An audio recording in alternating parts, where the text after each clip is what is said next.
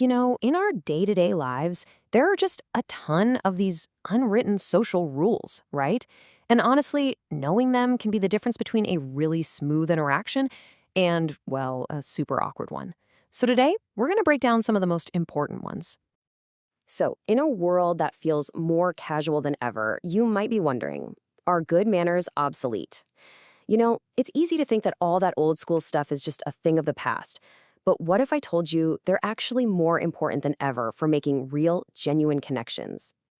Right, so let's redefine what etiquette even means for us today. It's not about memorizing which fork to use at a fancy dinner, not at all. At its core, it's just about showing respect and kindness, making people feel comfortable. And when you nail that, you'll find that pretty much every social situation gets a whole lot easier to handle.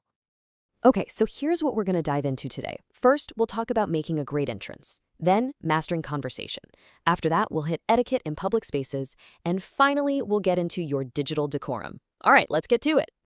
All right, first up, making that great entrance. You know what they say, right? You only get one shot to make a first impression, and it happens in, just a few seconds. So let's talk about how to really make it count. This one is so simple, but so important. It's the doorway rule, and it is an absolute classic for a reason. I mean, think about it. An elevator, an office, a train, whatever it is, just let people exit before you try to enter. It's such a simple act of patience, right? But it prevents that awkward shuffle and just shows basic respect for everyone's space. Okay, now here's a small but really powerful shift in thinking. When you walk into a room, the responsibility to greet everyone, it's actually on you. You're the one entering their space, so a quick hello or even just a nod acknowledges them and totally sets a positive vibe right from the start. And, how you greet someone makes a big difference. Think about it. Saying good morning versus just morning, the first one just feels warmer, more intentional, doesn't it? That tiny little detail can completely change how people perceive you the moment you walk in.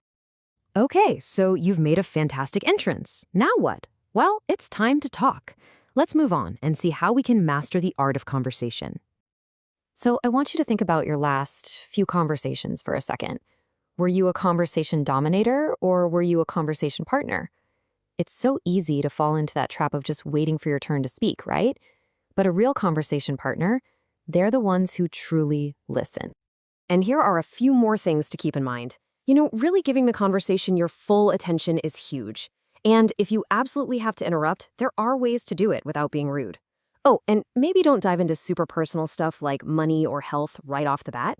And finally, remember it is totally okay to politely leave a conversation. You don't have to be trapped.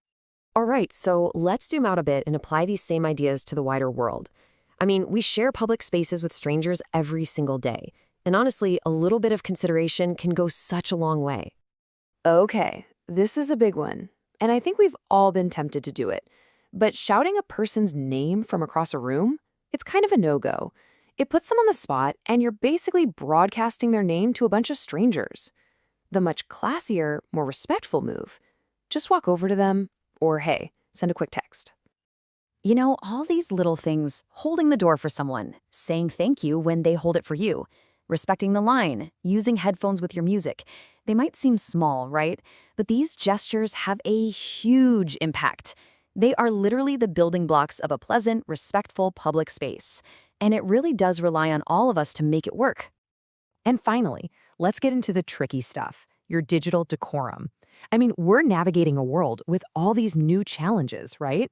The rules might feel new, but the core principles, respect, consideration, they're exactly the same.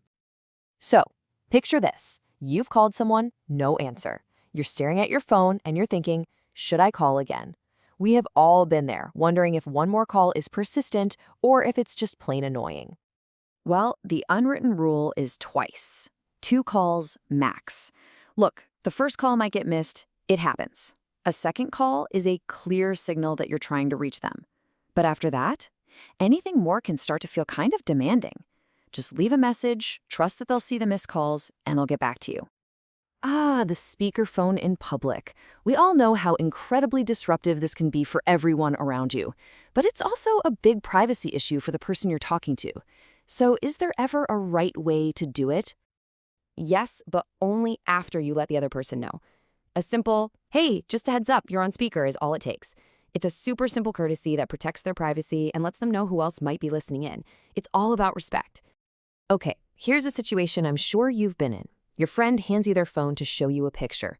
This is a classic modern social test. They've just given you temporary access to their entire digital world. So, what do?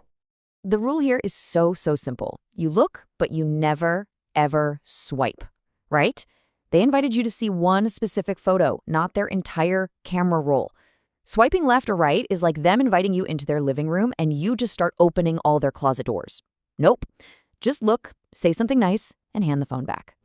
So when you boil it all down, after all these specific do's and don'ts, what's the real takeaway here? It's that modern etiquette isn't about a stuffy list of rules. It's much simpler. It's a mindset. It's about being considerate, respectful, and kind. It really does start with you. So, I'll leave you with one final thought to take with you. What's one small act of etiquette that you're going to practice today? Seriously, whether it's holding a door open or just not swiping on your friend's phone, every single small gesture adds up to make our world a little bit better. Thanks for tuning in to this explainer.